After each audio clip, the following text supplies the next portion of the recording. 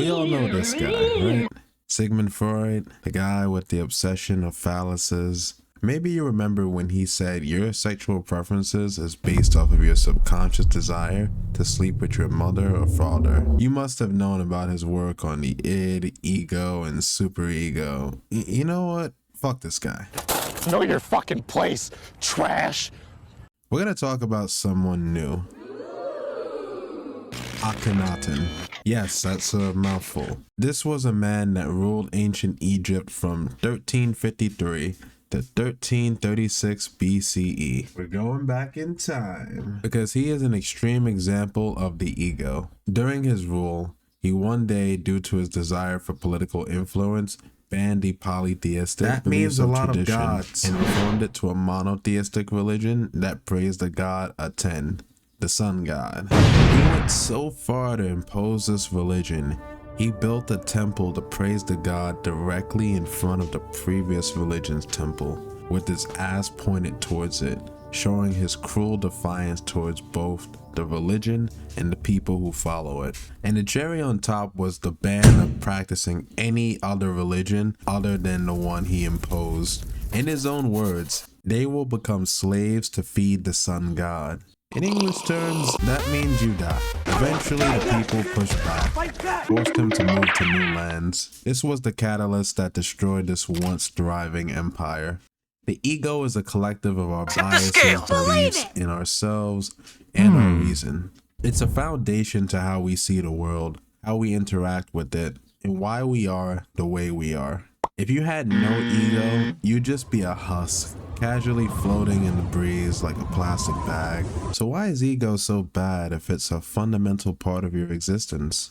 See, the ego is like a cute little puppy. It wants nothing but your love and attention. Its fascination with the world and its innocence brings you joy. Then one day, this lovable puppy shows its darker, more primitive side. It snaps at you when you try to control it. It bites your hand when you feed it, rips all your furniture, and scares people away. You don't even want to be around it. So instead of accepting your dog needs training, you distract it, you surround it with others, and or pretend it doesn't exist. All of us at one point or another was the innocent puppy. We had no malice towards others and embraced everyone and everything. Then life's series of hardships began to erode this innocence. You begin to build armor to protect the ego, your pride, your shame, your guilt, your sadness, your desire for love.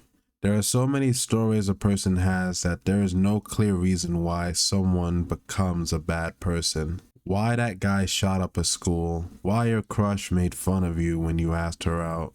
We simply are reacting however our egos tell us to react. We are unaware of the consequences of these actions until they are smacked into us, forcing us to break free from our unconscious state and change. So again, why is the ego so bad if it's a fundamental part of your existence? It is not the ego itself that is bad, just like a rifle is not bad until it's given to a bad person. Just like how a trained fighter is not bad until someone with malice uses these skills for harm. Just like a fire is not bad until it burns your home. It's the unconscious actions of our people that make the ego dangerous. We do not think about the people around us, the cause and effect. We often get so consumed in our own worlds, we forget that a crude comment to someone could eventually be fuel for a person to cause mass destruction later on. It is our lack of self-awareness that is responsible for our egos to run rampant. We must be more aware of the actions we take, the words we say, the people in our circle. We must be aware of the significance of our actions in the grander scheme of things. Do not think that your actions today will not affect tomorrow. Think instead,